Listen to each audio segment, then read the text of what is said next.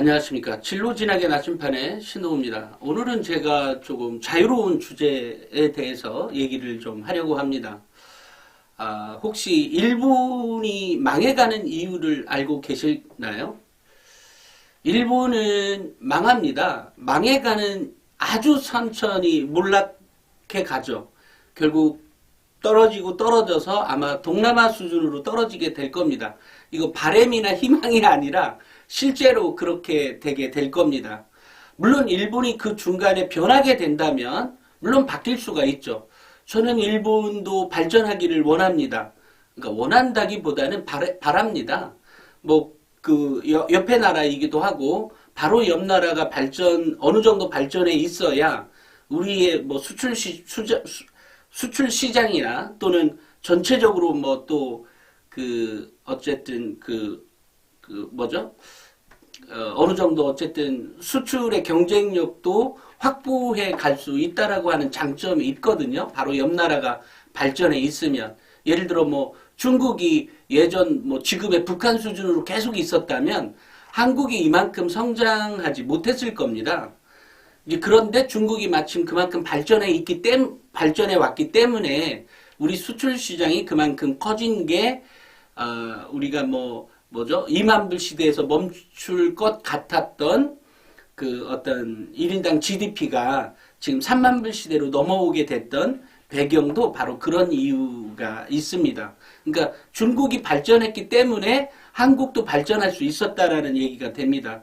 따라서 일본이 동남아 수준으로 떨어지게 되는 건 그렇게 바람직한 현상은 아닙니다. 적어도 경제적인 면에서 보면 그렇습니다. 물론 역사적인 면에서 본다면 더 떨어지고 더 몰락해 가기를 바라겠지만 사실은 그것은 일단 흘러간 과거인 건 또한 분명하기 때문에 그것을 그 상태라기보다는 적어도 우리보다 밑에 수준에서 그냥 발전해 오기를 바라고 있는 것 또한 사실입니다. 그것은 우리 미래 세대를 위해서도 그게 더 적절한 방향이라고 생각을 하고 있습니다. 어찌됐건 일본이 망해가는 이유는 너무도 간단합니다. 너무도 간단한데 그게 쉽게 변할 수 없는 문화적인 요소, 사회 문화적인 요소 때문에 그렇다는 거예요. 즉 어떤 거가 있냐면 일본은 아주 조용한 사회죠. 그리고 사회 분위기가 매우 조용한 사회이기를 바라고 있습니다. 예를 들면 저 역시도 일본에서 유학을 한 경험이 있어서 그때는 일본이 세계 2위, 곧바로 1위가 될 거다라고 하는 그런 위치에 있었던 나라였기 때문에 일본의 유학은 당시에 미국 유학보다 어떤 면에서는 더 선호가 되는 그런 시기에 제가 유학을 갔었기 때문에 그 당시에 90년도에 일본에 갔는데 예를 들면 이제 제가 대학원 수업을 한다라고 할 때 항상 TV나 이런 데에서는 한국의 그 당시에도 요즘은 다른 면에서도 많이 일본 방송에도 많이 나오고 있습니다만 그 당시에 뉴스 중에 상당 부분은 한국의 그 대학생들의 데모 상황들이 늘상 나옵니다. 자주 나왔죠. 이제 또 그러다 보면 늘상 잠깐이나마 화제가 한국의 교수나 학생들, 일본 학생들이 하는 얘기들을 이렇게 보면 한국은 너무 시끄러워. 왜 이렇게 데모를 해? 아니 그냥 조용히 있으면 되잖아. 이런 얘기들을 늘상 했어요. 그리고 이제 그렇게 말하고 있는 학생의 말을 듣거나 또는 그렇게 말을 하는 교수의 얼굴을 쳐다보고 있으면 굉장히 한국을 비아냥대는 듯한 그런 느낌을 가질 수 있었습니다. 물론 또 학생들끼리 있었을 때, 같은 대학원생들끼리 있었을 때도 그런 얘기를 자주 하죠. 근데 아니 그게 왜 대통령을 비난하는 것이 그 당시에 당연히 대통령을 비판하거나 또는 그런 유의 뉴스들이 많았을 거 아니겠어요? 그런 데모나 이런 것들이 많았을 텐데 아니 왜 그렇게 해? 하면서 이렇게 어쨌든 한국을 비판하는 거죠. 그런 데모하는 학생들을 비판하거나 아, 왜 조용히 있어도 되잖아. 근데 잠깐이나마 한 뭐 10 중에 20? 10이나 20 정도는 뭐 일본 그래 일본은 잘 그래도 니네들 그 당시까지 일본의 정치가 썩 그렇게까지 나쁘게 경제적 상황이 나쁘지 않았기 때문에 야 일본의 상황도 뭐 그런가? 그렇지만 우리는 너무 불편한 상황 아니에요? 뭐 독재도 그렇고 또 어떤 그 뭐 자본이나 여러 가지 측면에서 보면 늘상 그 뭐죠? 잘 사는 사람만 잘 사는 구조 뭐 이런 구조를 어쨌든 바꿔보려는 학생들의 노력이나 이런 것들을 어쨌든 그 외부에 알리는 게 아니겠어요? 그런 시위나 이런 것들이요. 근데 일본은 어쨌든 그렇게 매우 조용한 사회를 원합니다. 또 하나는 그래서 제가 이렇게 묻죠. 아, 너네들 일본 상황도 그렇게 좋은 건 아니지 않냐? 예를 들면 바꾸고 싶어도 못 바꾸는 구조잖아요. 정치 구조가. 예를 들어 그래서 이제 묻습니다. 아, 니네들은 맨날 자민당 보면 비리나 또는 비리 국회의원들이나 또는 뭐 할아버지가 국회의원, 아버지 국회의원, 손자 국회의원. 아니 무슨 세습제도 아니고 뭐 이런 상황이 계속되냐라고 얘기를 하면 걔네들이 꼭 하는 말들이 사실은 우리 바꿔보려고 했는데 가끔 이제 그러니까 선거를 하면 투표를 하러 가다 보면 가는데도 늘상 깨진단 말이에요. 그래서 일본의 이제 민주화 세력들이 결국은 자포자기하는 상황에 빠지게 됩니다. 근데 그것은 꼭 어느 한 사람만의 문제가 아니라 그 당시에 젊은이들도 투표장에 갑니다. 가는데 어쨌든 반수는 어쨌든 자민당 반수? 뭐 예를 들어 젊은이들 중에 3, 40%는 뭐 그냥 자민당을 지지한다 그러고 예를 들어 6, 70%가 바꿔보려는 희망을 갖고 있는다고 할지라도 그들은 그렇게 쉽게 투표장을 한꺼번에 동시에 가는 게 아니잖아요.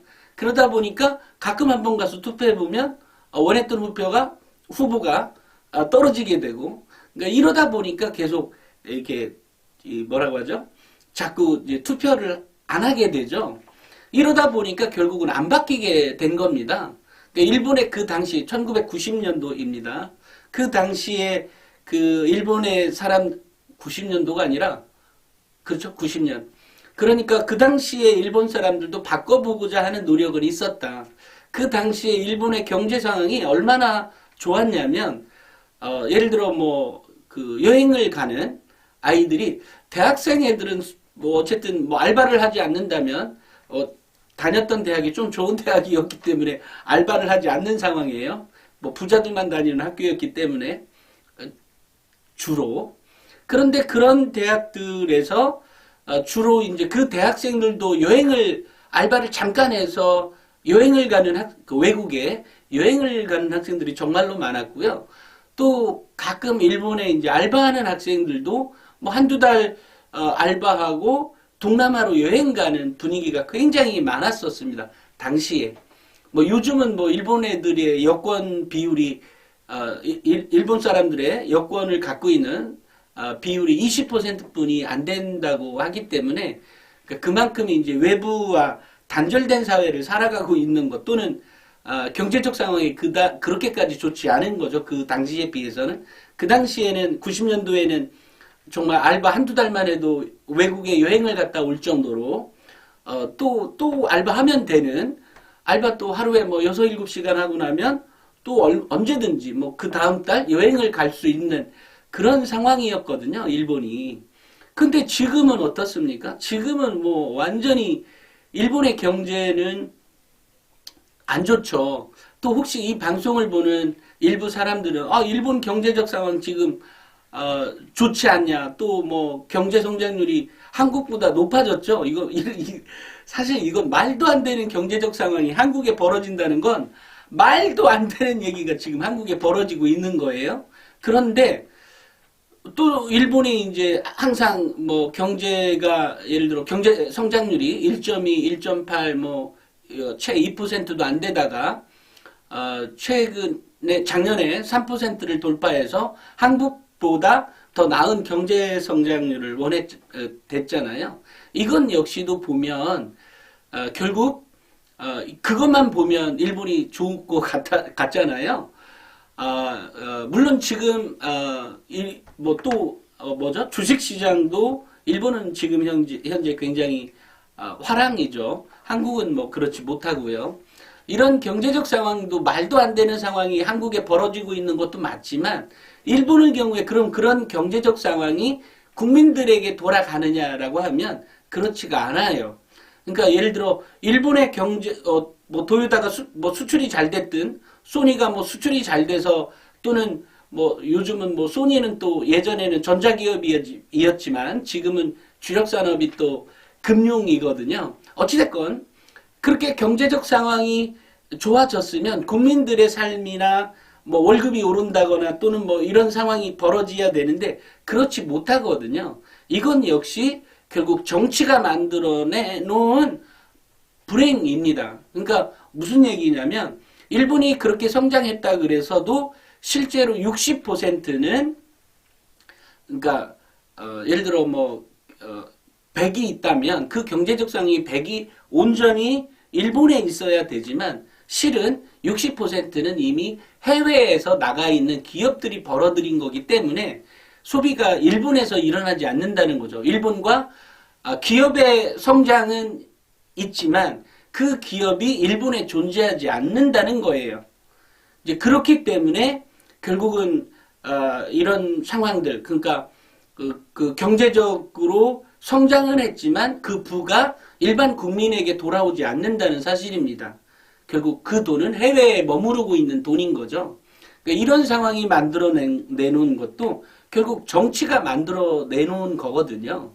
그러니까 일본이 그토록 얘기했던 제가 이제 대학원 시절에 있었던 얘기로 다시 돌아가면 일본이 그렇게 얘기했던 그런 상황들 아니 조용히 있어라 가만히 있어라 조용한 게 좋다 라고 했던 그런 그 사회 문화가 있고 또 어느 정도 그런 질서 체계가 사회적으로 다 잡혀져 있는 거다 보니까 결국은 그렇게 참고 아무것도 안 하고 조용하게 보내는 것이 좋은 나라인 것처럼 인식하고 있는 일본의 국민성들이 결과적으로는 지금의 일본 사회를 만들어 놓은 거거든요.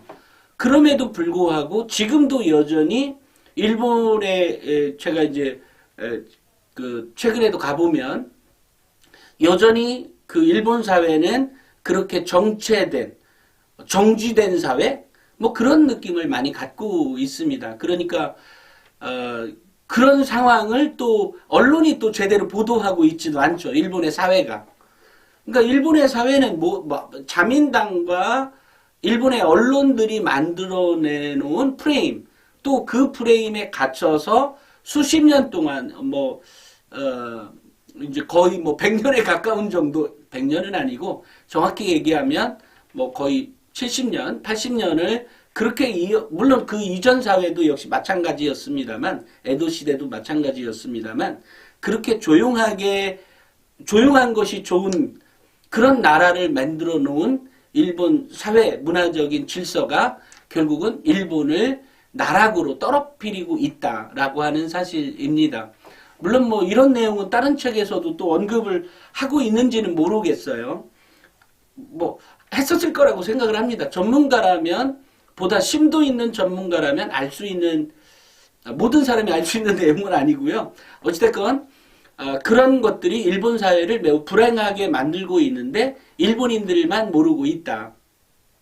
또 하나가 일본인들만 모르고 있다는 건 아니고 일부가 알고 있는 거고 다수는 모르고 있는 거죠. 그러니까 결국은 일본은 이렇게 이제 지속되다 보면 지금 동남아가 쭉 올라오잖아요. 결국은 동남아 수준보다 경제적으로는 동남아 수준보다 못하게 될 것이다라고 하는 사실이죠. 일례로 최근에 이제 대만의 반도체 TSMC가 이제 일본에서 생산 기지를 만들겠다고 가게하는 것은 사실 역사적으로 보면 그런 말도 안 되는 어떻게 보면 식민 지배를 했던 대만도 이제 일본이 식민 지배를 했기 때문에 그런 나라의 대기업이 일본에 가서 딸랑 공장을 만드는 게 아니라 반도체가 가지고 있는 어떤 특수성이 있거든요. 그러니까 그것을 일본에서 해달라고 그렇게 요청도 하고 정말로 한다 그래서 그러면 일본이 뭐 당장 반도체에 뭐죠? 뭐 몇 나노 반도체 뭐 이런 거 있잖아요. 이런 거에 정말 뭐 수준 있는 반도체를 만들어내는 것도 아니고 정말 최하짜리의 품질의 그 반도체 공장을 만들고 있는 거기 때문에 실제로는 전혀 다른 구조가 되는 거죠.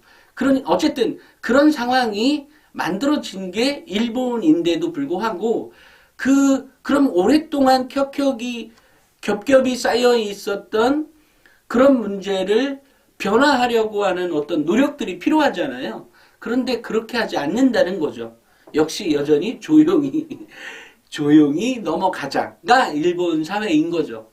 그래서 이것을 이것은 딸랑 그럼 과거에는 이런 것들이 과거에는 일본과 같은 것들이 어떤 경제적 발전을 이루어 왔던 시기가 분명히 존재했었지만 지금 미래 사회나 지금 현재의 사회나 미래 사회는 전혀 그렇지가 않다는 데에 중요한 문제가 있습니다.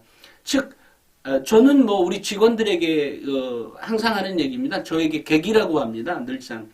아니 물론 이제 표현이 좀 뭐하긴 한데 자꾸 객이라고 하죠. 아니 아닌 것은 아니라고 말을 할 수 있어야죠. 그러니까 아닌 것을 아니라고 말할 수 있고 또는 그 주장이 맞다면 더 크게 주장할 수 있어야 되는 사회로 만들어 가야 되는 거예요. 그런 사회가 미국 사회인 거죠. 결국 미국은 한번 침체 시기를 1980년도 말에 겪었다가 올라갔잖아요. 그것은 딸랑 어떤 정부의 어떤 정치 경제 사회에 대한 정치 경제에 대한 문제도 있겠지만 또 하나의 문제는 그런 사고력을 각 개인들이 갖고 있다라는 거죠. 일부는 그렇지가 못했고 뭐 제가 비판적 사고력을 강조하는 거나 학생부 종합전형에서 비판적 사고력이 매우 중요하다라고 얘기하는 것들도 다 일맥상통한 얘기인 거예요. 다시 문재인 정부 시절에 수능 이제 상위권 대학 16개 대학에 대해서 수능 40% 물론 꼭 16개 대학이 그 당시에만 그렇게 한 거고 뭐 차츰차츰 40%까지 올라왔잖아요. 물론 서울 수도권 대학.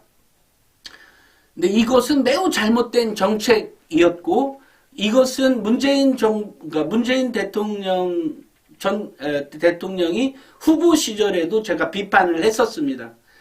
그러니까 결국은 물론 이제 시험 문제가 과거 학력고사 시절과 다르다고는 하지만 결국은 비판적 사고를 하기 위해서는 생각할 시간이 필요한 거 아니에요. 근데 그렇게 생각할 시간을 주지 않는 수능을 40%까지 늘려버린 거 아니에요. 물론 이 정부에서는 지금 윤석열 정부에서는 그것을 더 강화하고 있는 거고요. 그러니까 이것은 매우 불행한 거죠. 그러니까 이것은 다시 그러니까 이게 결국은 문재인 정부 시절에 교육 담당자들이나 교육 정책 담당자들이나 지금도 마찬가지죠. 그런 사고방식을 갖고 있으면 이 미국보다 더 잘 사는 사회, 잘 살 수 있는 사회를 만들어갈 수 있는 한국의 저력을 갉아먹고 있는 거죠. 저는 그렇게 판단을 합니다. 그래서 학생부 종합전형, 물론 뭐 논술에서도 학생부 비판적 사고력에 대한 지문들이 많이 나오고 있습니다만 논술도 마찬가지고요. 많이 나오고 있습니다만 결국은 학생들에게 생각할 수 있는 시간 또 활동하면서 무엇이 옳고 그름을 판단할 수 있는 능력들을 배양할 수 있는 학생부 종합전형에서 비판적 사고력이나 창의력을 매우 중요시하고 여기기 때문에 중요시하게 평가돼요. 결과적으로는. 그러니까 그런 부분들이 결국은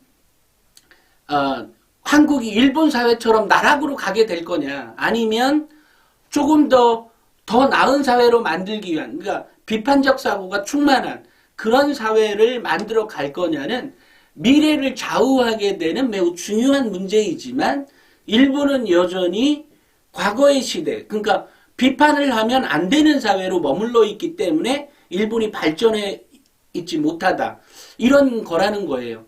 뭐 최근에 이제 뭐 그 뭐죠? 그 윤석열 대통령이 뭐 무슨 하나로마트에 가서 파가 875원인가요? 이런 거 했을 때 역시 마찬가지예요. 그것을 비판할 수, 그러니까 제 말은 반대편의 사람들, 예를 들어 뭐 더불어민주당이나 또는 조국혁신당이나 이런 사람들이, 또는 그것을 지지하는 사람들이 얘기하는 게 아니라 그 국민의힘당 내부에서도 그것을 비판할 수 있어야 그 국민의힘당이 발전할 수 있는 거예요. 그런데 그렇지가 못하고 오히려 그 누구죠? 수원의 뭐 이수정 씨, 그것도 그 사람은 매우 분석적이고 매우 비판적 사고가 갖고 있는 사람임에도 불구하고, 그죠? 그 사람이 프로파일러인가 뭐 그런 사람 아니에요. 그런데 875원을 역시 분석을 잘해서 한 뿌리에 875원이었다는 것을 윤석열 대통령에 물어봐야 되지 않냐고. 그러니까 이게 무슨 얘기냐면, 제가 특정 당을 비난하거나 비판하거나가 아니라 일본 사회가 망해가는 이유가 그렇듯 어느 사회든 비판할 수 있어야 된다는 것이고요. 뭐 그럼에도 또 그 당을 지지해도 좋고 다 좋아요. 그러니까 어느 경우든 우리 사회가 건강한 사회가 되고 또 더 발전된 사회로 가기 위해서는 이 비판적 사고가 충만한 사고, 그것을 자유자재로 얘기할 수 있는 사회, 이런 사회가 될 수 있어야 된다는 거죠. 그러니까 우리 우리 학부모님들도 우리 자녀들과의 대화에 있어서 아이가 개겼다. 물론 여기서 정당한 개김이겠죠. 예를 들어 뭐 정말 말도 안 되는 걸로 자녀가 개겼다. 개겼다. 어쨌든 뭐 대드는 거 말고 정당하게 자기 요구에 대해서 얘기하고 그것을 조리 있게 설명을 할 때 우리는 오히려 칭찬할 수 있어야 된다는 사실입니다. 이제 그렇게 될 때 우리 전체적으로 우리 사회가 더 건강해질 것이고, 이것이 우리 미래 세대에게 남겨져야 되는 유산인 거예요. 그러니까 미국이 사실 1980년대 말에는 미국이 중반이죠. 1980년대 중반 시절을 넘어가면서 미국은 정말 망해갈 줄 알았습니다. 물론 뭐 그 이후에 플라자 합의나 또 여러 가지 어쨌든 여러 가지 변화들이 있긴 있었습니다만, 일본도 독일처럼 만큼 정도만이라도 극복할 수 있었다면, 일본은 지금 중국만큼은 아닐지언정 그거에 준할 만큼 굉장히 발전된 나라가 되었을 겁니다. 근데 이제 상대적으로 보면 독일은 상당 부분 올라왔고 일본은 계속 찌그러져 있는 상태로 잃어버린 30년 또 40년을 치닫는다고 하는 이 배경에는 그 국민들의 정서, 또 그것을 발휘할 수 있는 문화, 사회적 문화가 없었다. 그러니까 없었다라기보다는 부족했다라는 말이 적절한 표현이겠죠. 뭐 1%라도 있는 건 있는 거니까. 그러니까 우리 사회에서, 우리 한국도 마찬가지예요. 한국도 더 발전하기 위해서는 일본과 같은 뭐 그 전철을 밟지 않을 거라는 것은 적어도 국민의 50% 이상은 비판하고 또 비판하고 또 뭐 지금도 매주 종로에 시위하는 사람들도 있잖아요. 그러니까 이런 사회가 어쨌든 공존하고 있기 때문에 그나마라도 이렇게 발전할 수 있었다라는 사실인 거죠. 그래서 일본의 망해가는 이유는 너무도 분명합니다. 조용해라. 조용한 게 좋은 게 아니라니까요. 그것을 서로 간에 비판할 수 있어야 하고요. 그 조직 내에서도 마찬가지예요. 좀 전에 제가 대파 얘기로, 그 대파 얘기에 있어서 그 국민의힘당 그 누구도 그 대파 얘기에 대해서 비판하고 있지 못하잖아요. 그러니까 그러면 그 사회가 어떻게 돼요? 그 당이 썩어가는 거죠. 썩을 수밖에 없는 거가 되는 거고요. 왜냐하면 비판이 수용이 안 되는 문화를 갖고 있는 거잖아요. 그래서 결국은 그것을 오히려 실드 쳐주는 그런 문화가 된 그 당이 제대로 될 리가 있겠습니까? 또 우리 국민들도 그런 당을 뭐 알고 지지한다면 할 말이 없지만 그런 것에 대한 문화를 바꿀 수 있도록 뭔가 해줘야 된다는 거죠. 그러니까 뭐 지지하지 않거나 또는 뭐 어쨌든 그렇게 해야 된다는 거죠. 왜냐하면 그런 사회가 돼서는 우리가 일본 사회처럼 된다면 지금 이 상태에서 한국이 거꾸로져 간다? 매우 불행한 거죠. 실제로요. 실제로 있는 이것도 문재인 정부 시절에부터 걸쳐 있는 문제이지만 그 반도체 공장이나 또는 2차 전지 공장들이 뭐 SK나 뭐 LG 에너지 엔솔 그 에너지 솔루션 여기 같은 경우도 미국 시장에 막 그 공장을 짓고 하잖아요. 이제 이때 정당하게 한국 내에서도 너네들이 그만한 투자가 있지 않는 한 외국에 나갈 수 없다라는 법을 빨리 만들어서 그것을 못 나가게 적어도 반은 한국에 남겨놓게 만들어야 됩니다. 그 당시에 아마 무슨 법이 하나 생겼어요. 한국에도. 대신 그거보다 더 강력한 법을 썼어야 야, 너 미국에선 그러죠. 나 니네들 거 이제 안 쓸 거야. 뭐 예를 들어 LG 에너지 솔루션이 이제 미국 시장에 진출하기 위해서 니네들은 내가 100조 원을 줄 테니까 우리 거에 뭐 50조 원을 해줄 거니까 우리나라에 공장을 세워. 근데 공장을 세우면 좋지만 또 거기에 따르는 인건비 상승도 우려되고 뭐 여러 가지가 문제가 있잖아요. 근데 그때 한국에서 니네들이 거기에 미국도 한국 법이 그렇다면 미국도 니네들 법이 그러니까 어쩔 수 없으니 그러면 니네들 공장 100% 가져오는 거 말고 한 뭐 10이나 20%만 미국에 만들어줘. 뭐 그래도 인정해줄게. 이렇게 빨리빨리 대응을 해줘야 된다는 거죠. 그러니까 이렇게 안 되면 한국에서 반도체나 어쨌든 2차 에너지 시장이 이제 2차 전지 시장이 반도체보다 더 커지는 시장이 될 거라고 하지 않습니까? 그런데 이 시장에서 결국은 어떻게 돼요? 미국에 공장 세우면 좀 전에 뭐라 그랬어요? 일본이 경제가 발전했어도 결과적으로 그 부가 일본에 있지 않고 미국이나 유럽의 다른 곳에 있다 그랬잖아요. 60%는. 그러니까 그런 문제가 발생이 된다라는 거죠. 그러니까 미국의 일방적인 지금 이제 윤석열 정부의 경우에 보면 미국에 일방적으로 따라가잖아요. 또 그것을 그 당 내에서 뭐 경제통이라고 하는 사람들 몇 명 있잖아요. 제가 보기엔 뭐 경제통이라고 해봤자 정말 제가 보기에는 그닥 그렇게 뛰어난 사람들은 아니라고 봅니다만 왜냐하면 어떤 경제를 평가할 때 보면 꼭 어쨌든 그런데 결과적으로는 그런 겁니다. 경제가 그렇게 성장하고 발전해 가기 위해서는 그만한 대응책 또는 미국 일변도의 미국 정책에 100% 따라가는 정책을 쓰는 경우에 그 경제는 망할 수밖에 없는 거예요. 예를 들어 이런 경제 이론이 있어요. 미국 옆에 있는 나라는 가난해야 된다라는 경제 이론이 있어요. 제가 무슨 이론인지 까먹었습니다. 그러니까 멕시코 경제 썩 좋지 않죠.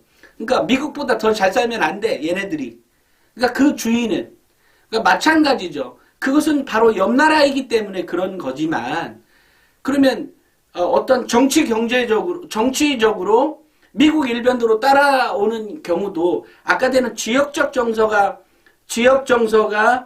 있는 나라들, 미국 주위에 있는 나라들이 부가 없듯이 정치적으로 지금 현재의 정부가 윤석열 정부가 미국의 거의 종속이라죠. 종속이라고 해도 과언이 아닐 만큼의 정책 일변도를 가지고 있죠. 그래서 지금 대중국 문제나 대소련, 대러시아 문제에 있어서도 미국 정책의 뭐 거의 100% 또는 100% 따라가기보다 그 완전 막 최천병의 역할을 하고 있죠. 막 모두 지원해주고 우크라이나에 뭐 별짓을 다 하고 있습니다.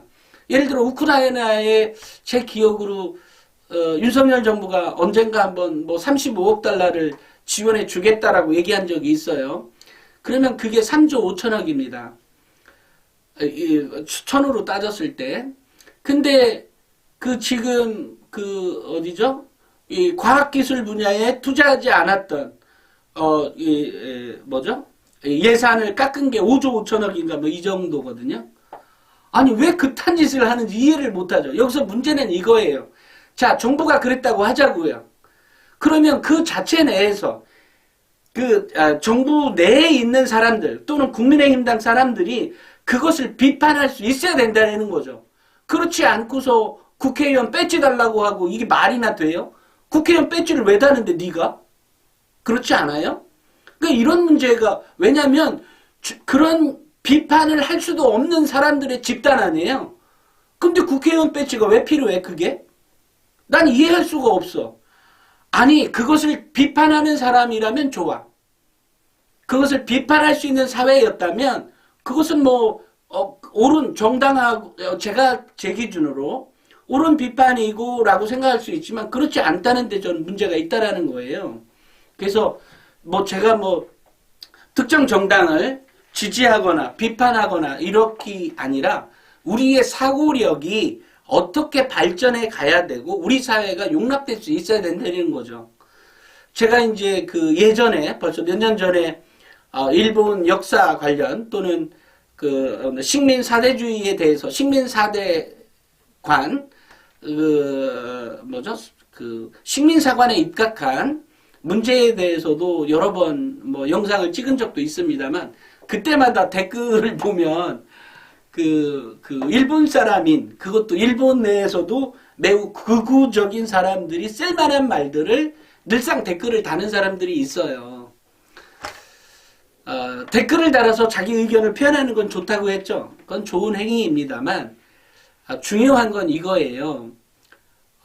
비판을 할래도 제대로 된 정보를 갖고 비판을 했으면 좋겠다. 그래서 우리가 학생들에게 요구하는 것도 그런 능력이에요. 정보를 찾는 데 있어서도 끊임없이 노력할 수 있어야 된다. 그 정보를 찾았어? 근데 내 판단에 이게 아니야. 그럼 또 찾아보고. 그랬더니 이게 이래. 또 찾아보고. 이런 과정들이 필요할 때 학생부 종합전형에서 그런 학생들을 선발하려는 전형이 학생부 종합전형인 거예요. 그러니까 생각하라는 거죠.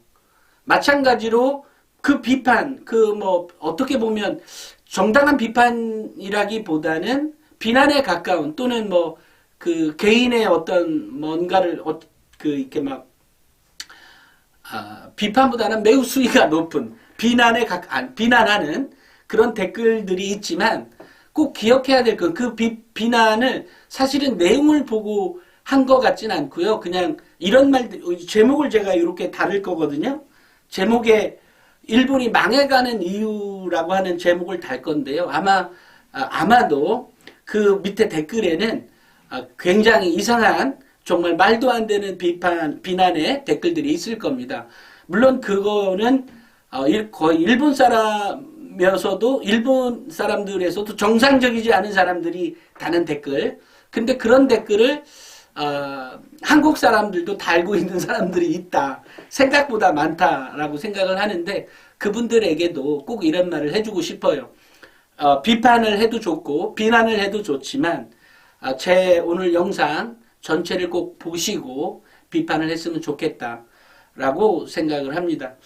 제가 하다 보니 이게 사실 이 주제가 굉장히 넓은 범위고 굉장히 큰 주제이기 때문에 한 번에 다 설명할 수는 없었지만 그럼에도 제가 꼭 이 얘기는 꼭 해야 되겠다는 얘기는 그나마 조금씩은 언급했던 것 같아요. 물론 100%는 다는 아니고 제가 언급하고 싶었던 말 중에 약 10% 정도만 얘기한 것 같아요. 다음에 또 이 비판적 사고의 중요성, 또 창의력의 중요성, 또 그런 사회나 문화를 만들어가는 거에 대한 중요성에 대해서 얘기를 또 할 기회가 있을 거라고 생각합니다. 오늘은 여기까지 하겠습니다. 감사합니다.